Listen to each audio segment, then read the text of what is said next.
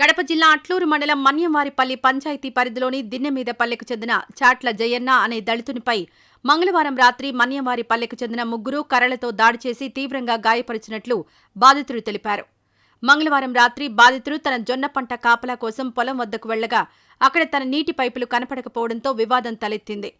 దీంతో బాధితునిపై ముగ్గురు మూకుమ్మడిగా కర్రలతో పిడి గుద్దులతో దాడి చేసి తీవ్రంగా గాయపరచడంతో కడప రిమ్స్లో బాధితుడు చికిత్స పొందుతున్నాడు.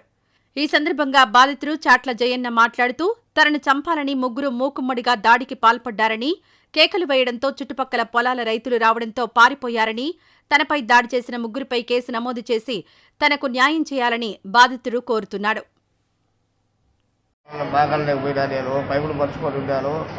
పైపులు మొత్తం పరుచుకొని ఇంటికి వచ్చిన తర్వాత మన రాత్రి 8:30 బయలుదేరి పొలం మీదకి పోయి పత్తులు వస్తాయి అని చెప్పి పొలం అంతా అయ్యుండదు సార్ తొండ కాపుకొచ్చి ఉన్నది. ఇది లాస్ట్ తడిది కబురు పూరకాల నుంచి నీళ్ళు ఏదో వాళ్ళు అడిగి పైపులు పరుచుకున్నాను. నేను అడిగిన తర్వాత పైపులు 2 పైపులు తీసేసి దాచిపెట్టేసి సార్ వాళ్ళు ఇప్పుడు దాచిపెట్టేసి ఎక్కడ పెరిగి నా బాధలు తిట్టుకుంటా ఉంటానికి వాళ్ళకి జల్లని పరిగెత్తుకుంటా వచ్చేసి రామరాజు భార్య ఒక చొక్కా పడుకొని తిట్టుతుంటే ఒకరు వచ్చి పడితో కొడితే ఒకరు వచ్చి కింద పడేసి కాళ్ళ జాతలు తల్లి పెద్ద పడితో కూడా ఖాళీ నీళ్ళు సార్. నా తలకాయ పగిలి కుట్లు పడి రక్తం గంధవరంగా కారిపోయినది. నాకు ఎవరు ఆపోజిట్ రాలేదు సార్. నేను ఇంతగా సట్లో ఉన్నాను. చాలా ఇబ్బందిగా ఉన్నది, పరిస్థితి చారువారంగా ఉన్నది. నేను ఏ కేసు కాంప్రమైజ్ అయ్యే పరిస్థితి ఉండదు. వాళ్ళు ఎట్టి పరిస్థితుల్లో వాళ్ళు అరెస్ట్ కావాలా, అది మాకు కావాల్సింది సార్. నా బిడ్డలకు నేనే కదండి సార్ దిక్కు, వాళ్ళకి ఊరుంటు సార్.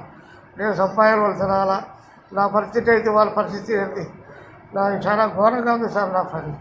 నాకు ఎవరు ఆపోజిట్ ఎవరు లేరు, ఏ రాజకీయం నాకు అవసరం లేదు. నాకు పాలకార్యం ఉంది, నన్ను కాపాడండి సార్. ఇది నన్ను ఇంటి మధ్యలో చంపేస్తారు. నాకు పట్ట పొదిలి చెప్తాడు ఎప్పుడైనా గట్టిగా చంపేస్తారు సార్.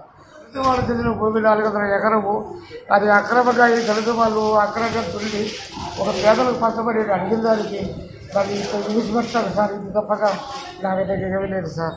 ఇది విషయము. భూమి కూడా అక్కడ ఆ భూమి ఆపిన బుజాయించి ఈ అబుద్ధిని ఈ బుద్ధిని అగ్ర కులాలందరూ నా మీద కళ్ళు పెట్టాడు సార్. ఇది నా పరిస్థితి సార్. పేద ప్రజల కోసం నేను పోరాడుతున్నా కానీ, న్యాయవాదాన్ని పోరాడుతున్నా కానీ నేను అన్యాయానికి పోరాడాలా. ఇది నా ధర్మము. మరి దీనికి ఏం చేసి పరిష్కారం చేస్తారు, దీని ప్రజల గురించి ఏమి న్యాయం చేయబోతున్నామో.